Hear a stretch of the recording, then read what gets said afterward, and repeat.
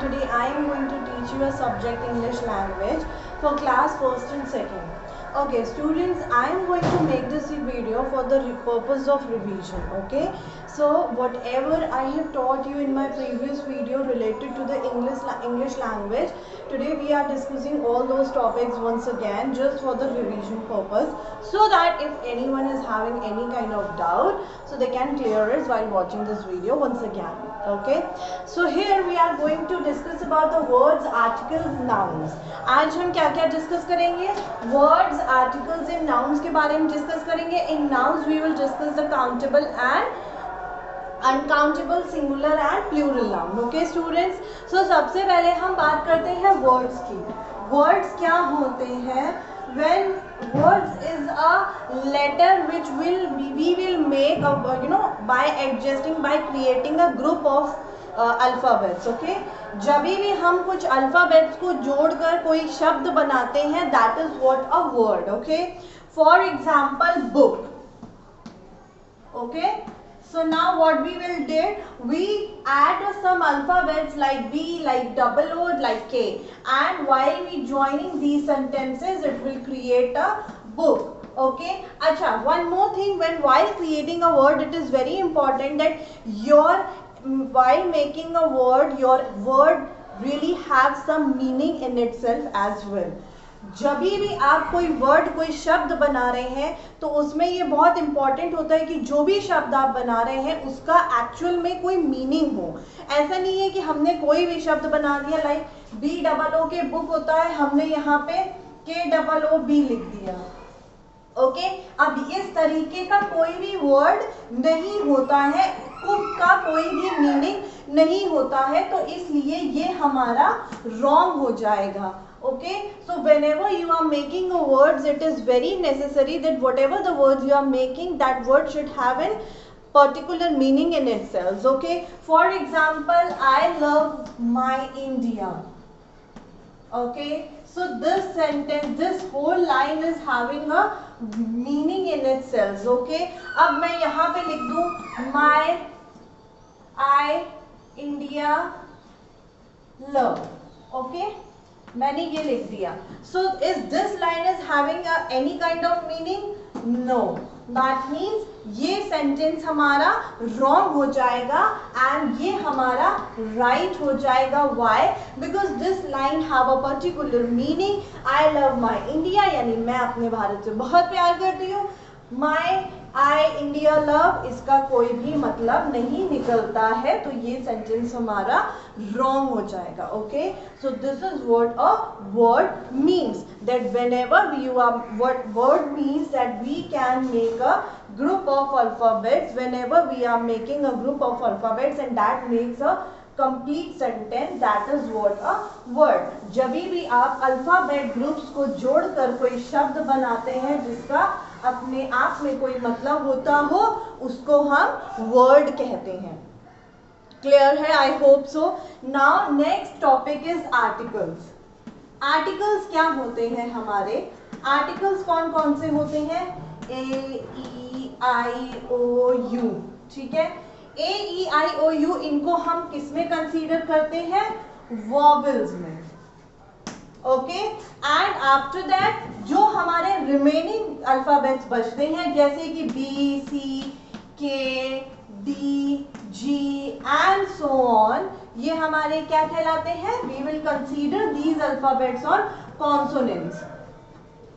ठीक है, उनको हम कॉन्सोनेंट्स में कंसीडर करते हैं. See, now how can we identify the articles? While using articles में हमको यूज करना होता है a और n का. So it is very easy students. Whatever the words which is started from the vowels. जब भी कोई भी word vowels से start हो रहा होगा, in that words we will add a n.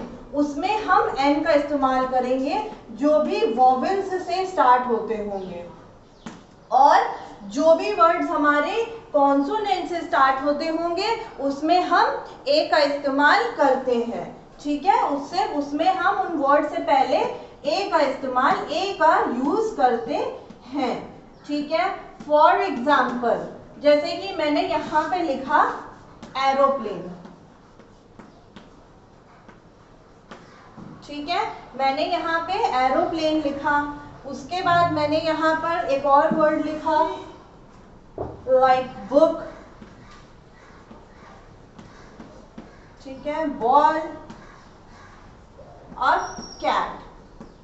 अब देखिए मैंने आप लोग को बताया जब जो वर्ड हमारा वॉवेल से शुरू हो रहा होगा उसके आगे हम किसका इस्तेमाल करेंगे, एन का इस्तेमाल करेंगे, तो यहाँ पे एन एरोप्लेन आ जाएगा।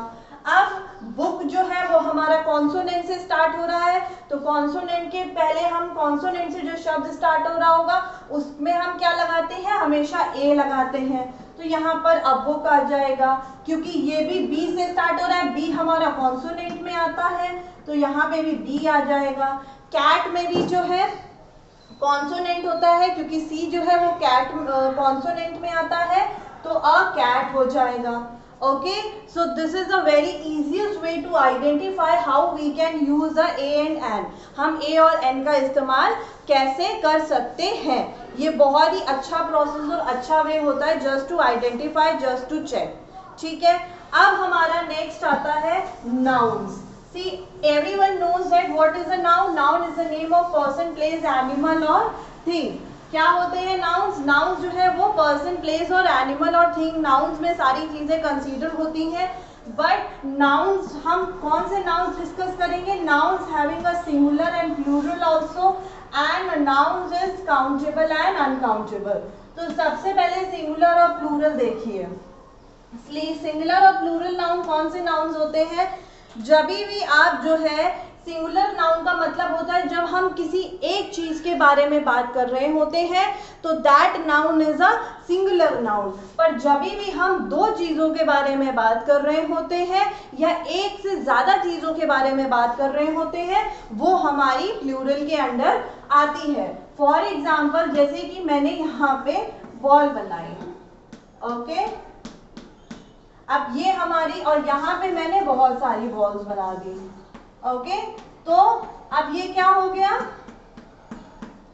ये हमारा सिंगल है, तो that is a singular noun. यहाँ पे बॉल आएगा, क्यों? क्योंकि ये सिंगल है, यहाँ पे एक बॉल के बारे में बात हो रही है, ठीक है। बट यहाँ पे there are more than one balls, तो यहाँ पे बॉल्स हो जाएगा। क्यों? क्योंकि जब भी प्लूरल नाउन के बारे में अगर हम बात कर रहे होंगे तो प्लूरल का मतलब एक से ज्यादा, तो हम उसमें एस या ईएस का इस्तेमाल करते हैं।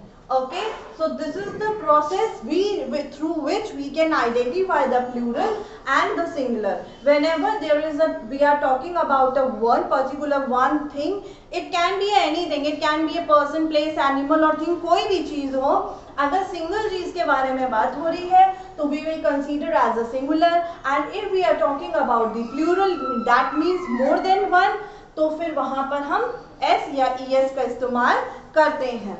ओके, यही चीज हमको आइडेंटिफाई करके एस और ईएस और सिंगुलर मेंशन करना होता है। Okay, now come to the next is countable and uncountable. Countable और अनकाउंटेबल क्या होता है? काउंटेबल और अनकाउंटेबल नाउन का मतलब होता है कि जो चीज काउंट की जा सके वो हमारी काउंटेबल नाउन होती है, और जो चीज काउंट हमारी ना की जा सके वो हमारी अनकाउंटेबल नाउन होती है। ठीक है, जैसे कि अब काउंटेबल नाउन्स में क्या होता है, आप जो है काउंटेबल नाउन्स में पेन ले सकते हैं, पेन को हम काउंट कर सकते हैं, राइट। आप ब्रेड ले सकते हो, ठीक है, आप बुक्स ले सकते हो, एंड सो ऑन।